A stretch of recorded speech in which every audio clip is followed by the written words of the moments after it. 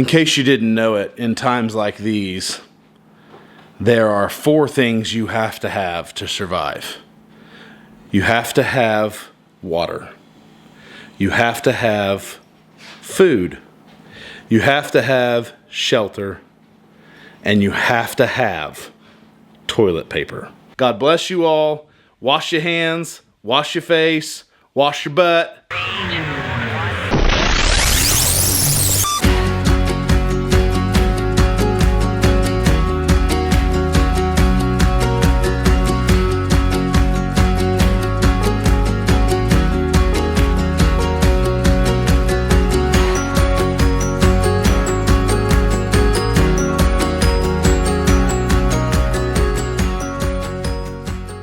So coronavirus, COVID-19 is causing a pandemic throughout the United States, and some of it, if not most of it, is your fault. What do I mean by that? Well, today we're gonna kind of go through that. We're coming to you a little bit different, coming to you from my house.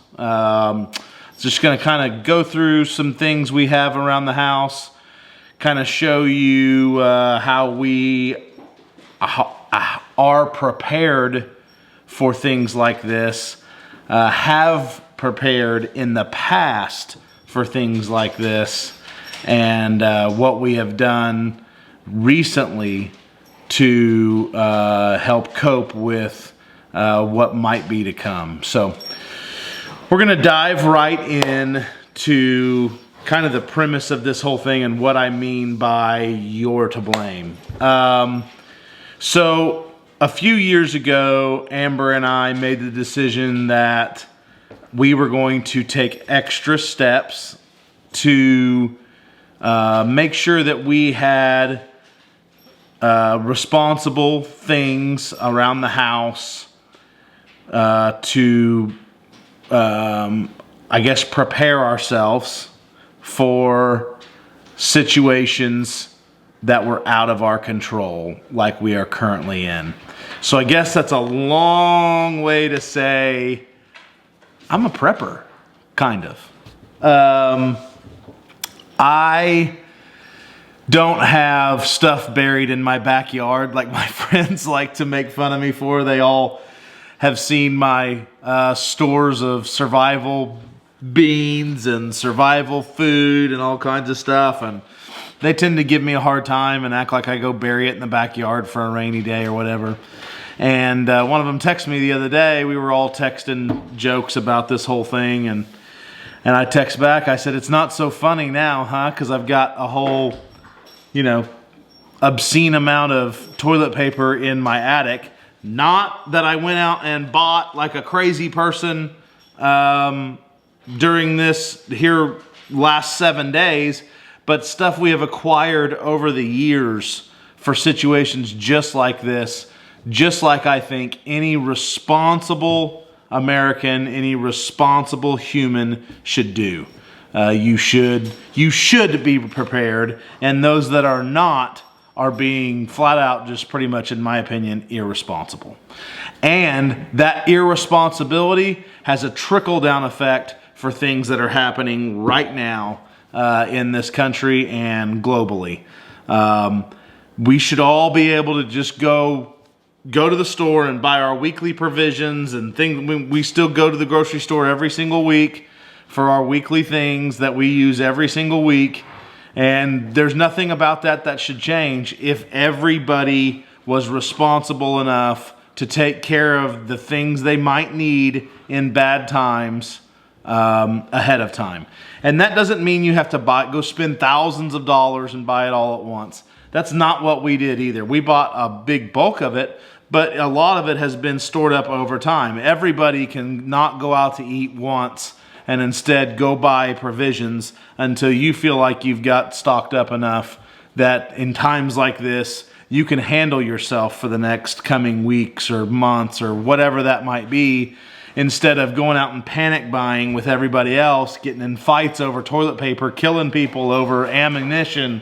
I mean, the stories are on and on and on, and crazy, crazy, crazy, which is going to lead to civil unrest and all that kind of stuff. And it's just, a shame because it's almost the story is not so much about the disease. The story is going to quickly become about the craziness that's becoming because of the disease, because people are panicked.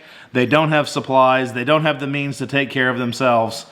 And you're going to start to see that come to light probably shortly, in my opinion. So that's enough of my rant and rave. Now let's go take a look at some things that we have around the house. I'm not going to show you everything because that probably wouldn't be very wise on my part to kind of show all my cards, but and my mom is probably cringing at me even doing this video.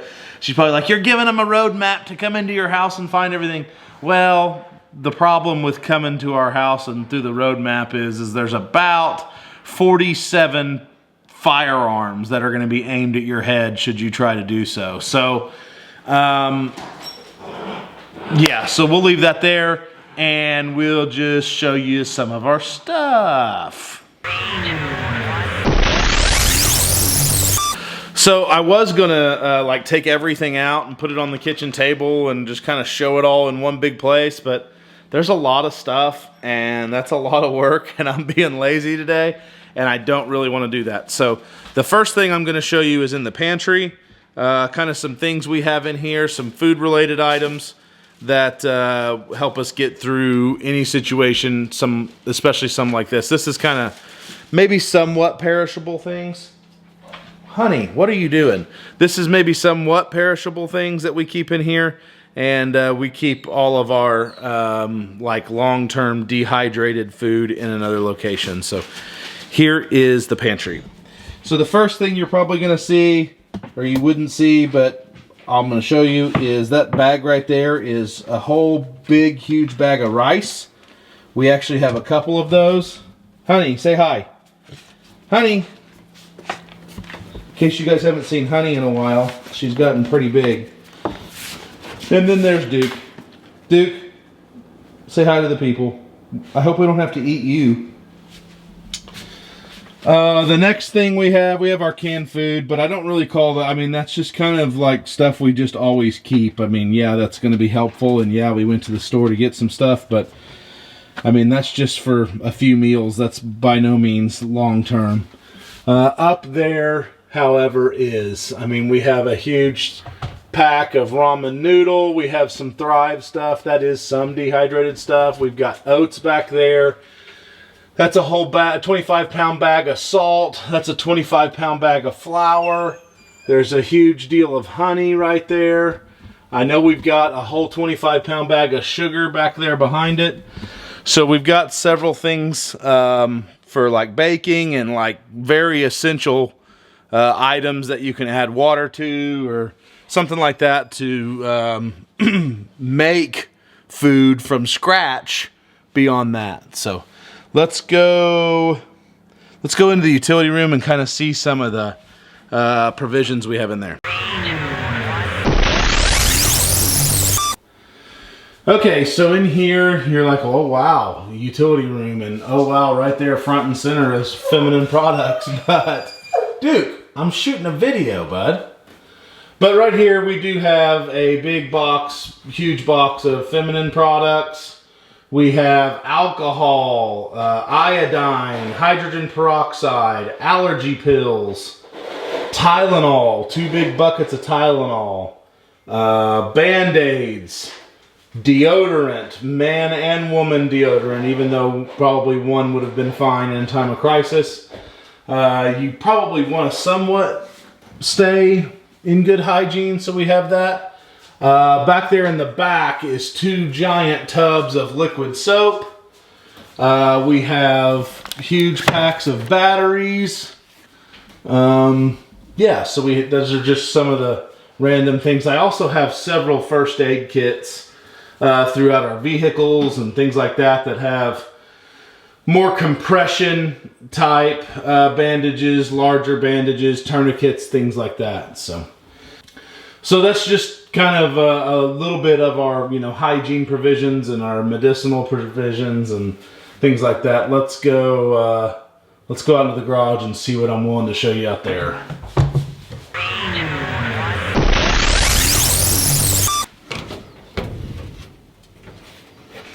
Okay, so this is just one of my self-defense cabinets. As you can see, I've got several magazines. Those are all loaded, by the way.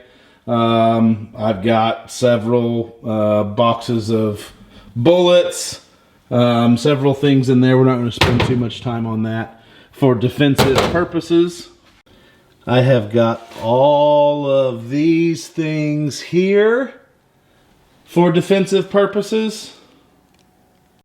And that dude right there is loaded to the brim for defensive purposes. So this is our storm shelter. This thing right here is, sorry, that's a mattress we're giving away to the Howe Foundation if they ever decide to come get it. But I kind of treat this as additional storage. This is in the floor in my garage. But there's a handle here that lifts up on, and that slides back. And down there you can see that box is full of food. There's a couple of 5-gallon buckets here that are full of dehydrated food.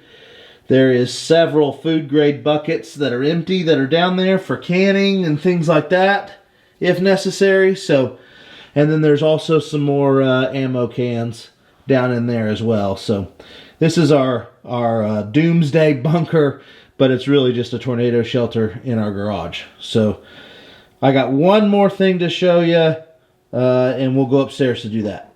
So before I go upstairs, there's one more thing I wanted to show you. That's water. I do have a few cases of bottled water throughout the house and up on the farm and things like that. But also I have that, which can store water. You can essentially fill up your bathtub. It's a giant water bottle. Those things are great. It says it can keep water fresh for up to 4 weeks. Of course, we have the ability to make fire, so we can always boil water. And then I also have water filters in order to make a filtered water system and things like that. So water is definitely one of the 3 things you need for survival. So I wanted to kind of make sure I showed you that. Alright, so the last thing I wanted to show you was more of a joke. I pulled it out of the attic. I didn't really want to show you what was also in the attic. That's for me only, my eyes only, but there you go. There's the hot item. Toilet paper. Ultra premium, because this tushy only gets the best. You know what I mean? So now there's, that's toilet paper. I think it's so stupid. Who would have thought that, you know, toilet paper was a thing you just had to have to survive? I don't even think, who knows when toilet paper was invented. I can remember my grandpa telling me stories of using corn cobs and things like that, and that was, he was born in 37. So this is a giant joke. That's kind of a very much so a luxury, one of the last things you need whenever it comes down to survival. But we bought it because that's just one of those life conveniences that we enjoy, as I'm sure most of you do.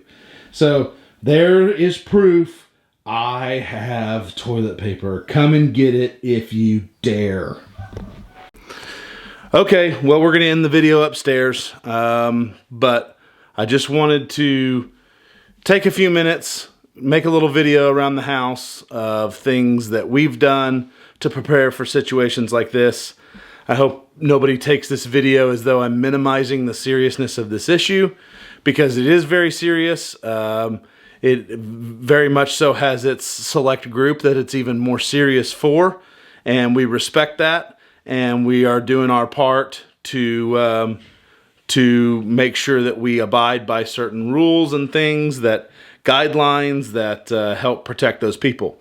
But I guess I wanted to make this video to show everybody what we have done to prepare for times like this, what you should be doing, whether it's you do what I did to a T or you do your own thing. I would suggest you do your own thing that works for you, but do something.